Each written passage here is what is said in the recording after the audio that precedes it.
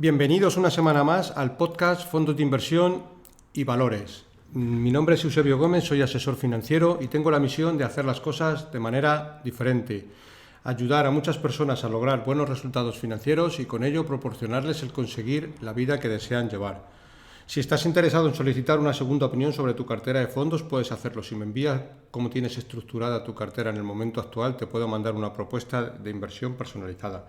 También puedes enviarme si consideras que revise algún fondo que tienes en cartera y que no comprendes muy bien dónde invierte, qué comisiones de gestión tiene, etcétera, o cualquier otra consulta que os pudiera resultar de ayuda. Para ello, como siempre, os dejo mi dirección de email, que es eusgomez@gmail.com. Bueno, empezamos como siempre por la responsabilidad y el aviso legal. El actual podcast tiene un carácter informativo y divulgativo. No supone bajo ningún término ninguna recomendación de compra o de venta de ninguno de los fondos o acciones mencionados en este podcast. La publicación de este podcast es a título personal. Bueno, esta semana, ya que nos estamos aproximando a últimos de año, os traigo consejos para reducir la factura fiscal.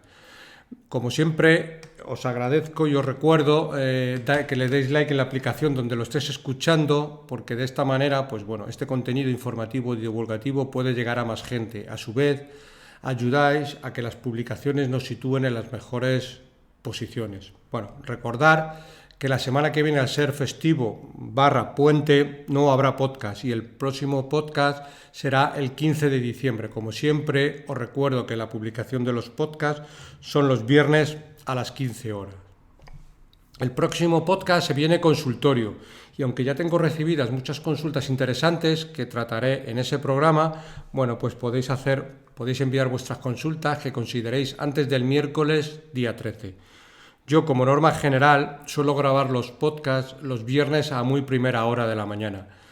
Al final es una hora en la que estoy tranquilo, sin llamadas al móvil, etcétera, y puedo concentrarme en hacer el podcast de la mejor manera posible. Bueno, vamos con la cuestión que nos trae esta semana. Bueno, como cada año, el Registro de Economistas y Asesores Fiscales ha lanzado sus recomendaciones antes de que termine el año, para, si es posible, minimizar el coste fiscal del IRPF y del impuesto sobre el patrimonio.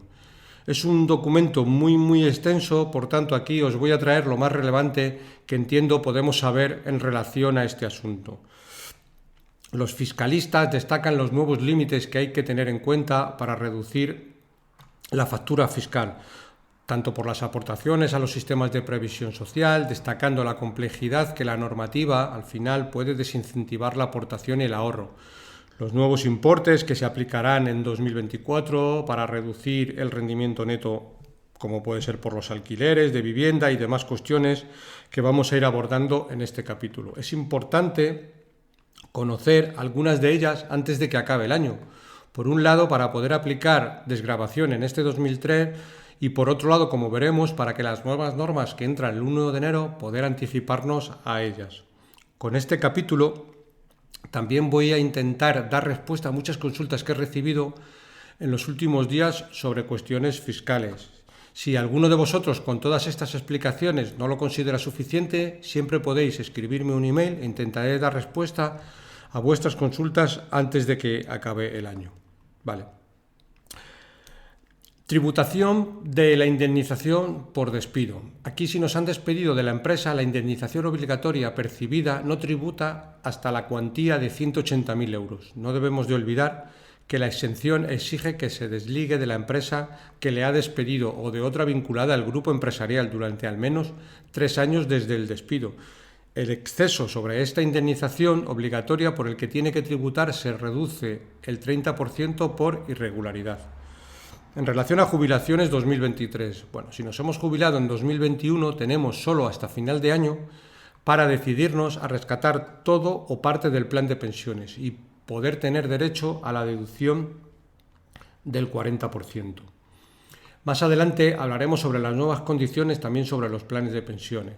Seguimos sobre alquiler de inmuebles. A partir del 1, esta norma es importante y debemos de tenerla en cuenta si alquilamos inmuebles, porque a partir del 1 de enero del 2024 el porcentaje de reducción que se aplicará con carácter general al rendimiento neto positivo del capital mobiliario será del 50% para los contratos vigentes a partir del 1 de enero del 2024. Recordar que los contratos vigentes, es decir, antes de esa fecha, seguirán aplicando la reducción del 60%. Por tanto, si estás interesado en alquilar un inmueble con destino vivienda habitual del inquilino, es conveniente formalizar el contrato antes del 31 de diciembre del 2023 para acogernos a la norma, ¿vale?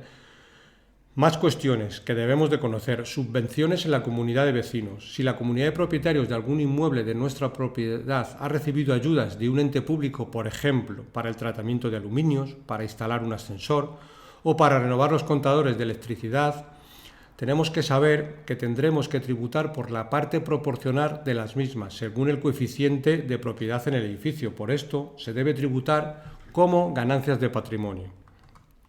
Porque, bueno, pues la agencia tributaria entiende que como ha habido una reforma, pues se ha actualizado también el inmueble y digamos que tiene mayor valor. Transmisión de la vivienda habitual. Podemos dejar exonerada la ganancia obtenida en la transmisión de nuestra vivienda habitual si no tenemos más de 65 años, solo en el caso de que el importe lo reinvertamos en otra vivienda habitual en un plazo de 2 años. Deducciones por adquisición de un vehículo eléctrico. En este año 2023 se ha introducido una nueva deducción del 15%, con una base máxima de 200.000 euros del valor de adquisición de un vehículo eléctrico enchufable. Muy importante esto, vehículo eléctrico enchufable, nuevo y no afecto a actividades económicas, porque digamos que si va afecto a actividades económicas va por otro lado. Para tener derecho a la deducción, el vehículo debe adquirirse a partir del 30 de junio del 2023 y hasta el 31 de diciembre del 2024. También se introduce otra deducción del 15% con una base máxima anual de 4.000 euros de las cantidades satisfechas desde el 30 de junio del 2023, también hasta el 31 de diciembre del 2024, por las instalaciones de sistemas de recarga de batería para vehículos eléctricos. Lo mismo, no afecta a una actividad económica. Bueno, en relación a mayores de 65 años. Si tenemos más de 65 años y queremos obtener liquidez, la primera opción que debemos contemplar es la transmisión de la vivienda habitual, ya que la ganancia patrimonial que obtengamos está exenta. Importante, debemos de tener en cuenta, si la vivienda también es de nuestro cónyuge y éste no ha llegado a dicha edad, quizás lo más conveniente sería esperar a que cumpla también los 65 años para poder formalizar la transmisión y no tener que tributar por el 50% de la plusvalía. Obras realizadas en viviendas. Si disponemos de una vivienda alquilada como vivienda habitual del inquilino, debemos recordar que podemos deducirnos entre un 20 y un 60% de las cantidades satisfechas por las obras realizadas hasta el 31 del 12 del 2023 o hasta el 31 del 12 del 2024, en algunos casos, siempre que esas obras contribuyan a la reducción de determinados porcentajes del consumo de energía o que incrementen la eficiencia energética de la vivienda alquilada. Otra cuestión importante que debemos de conocer, compensación de pérdidas por la transmisión de valores. En la actualidad, la ley nos permite compensar determinadas ganancias patrimoniales con pérdidas bajo ciertos requisitos de forma que podemos tributar por la diferencia entre ellas, reduciendo el importe por el que pagamos impuestos. Las ganancias o pérdidas patrimoniales que hayamos podido tener durante este año 2023 con la venta de inmuebles, fondos, acciones, las podemos compensar entre sí, es decir, con el resto de productos que se integran en esta parte. Y lo mismo sucede con los rendimientos de capital mobiliario. En nuestro IRPF podremos compensar los rendimientos positivos generados, por ejemplo, por los dividendos de unas acciones y el rescate de un seguro, con las pérdidas que nos ha podido generar la venta de un bono o de un fondo. Y después seguimos acumulando rentas negativas, y si después seguimos acumulando rentas negativas, podríamos compensarlas de forma cruzada con un límite del 25% con otros rendimientos.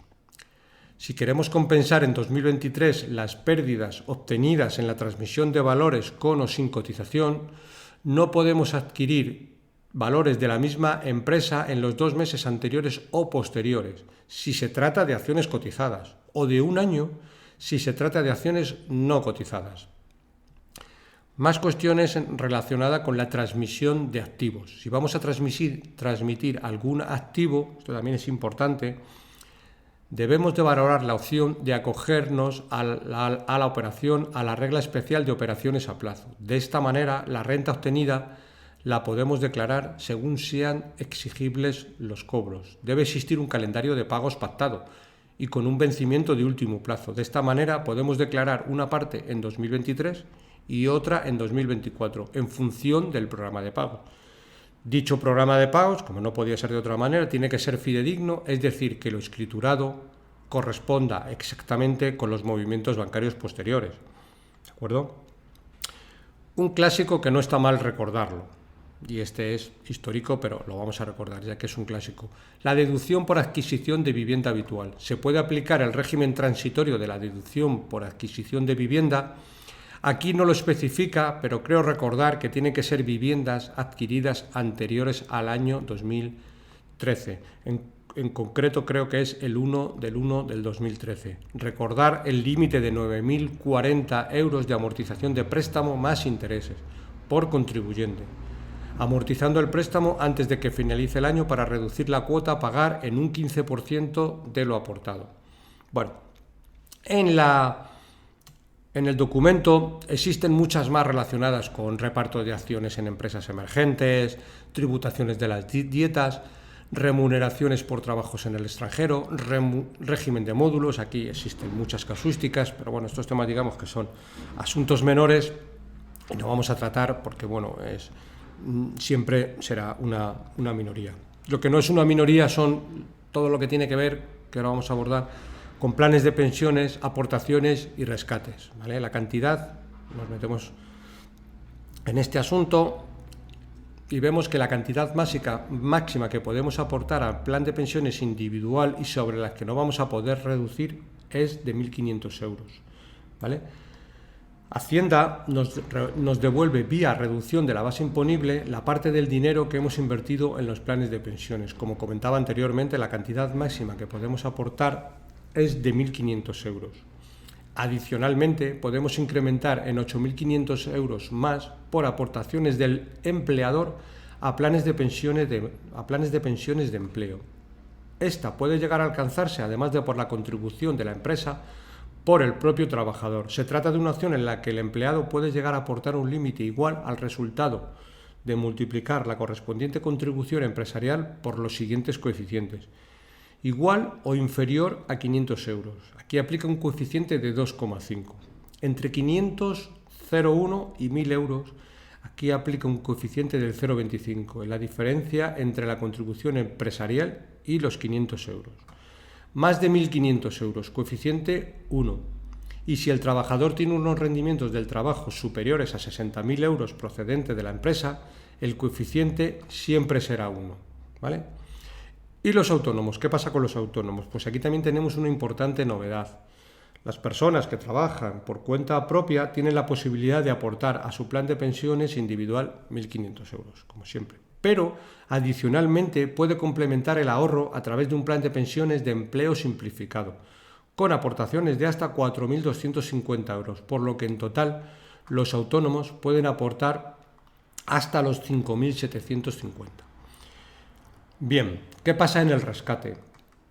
Pues esto también es importante conocerlo, aunque muchos lo conoceremos, pero vamos a recordarlo. Cuando invertimos en planes de pensiones, lo que hacemos es diferir el pago del impuesto al momento en el que sacamos el dinero. Es entonces cuando tributamos por la totalidad de lo que rescatemos como rentas de trabajo. Esto es lo importante, es decir, tributamos como rentas del trabajo.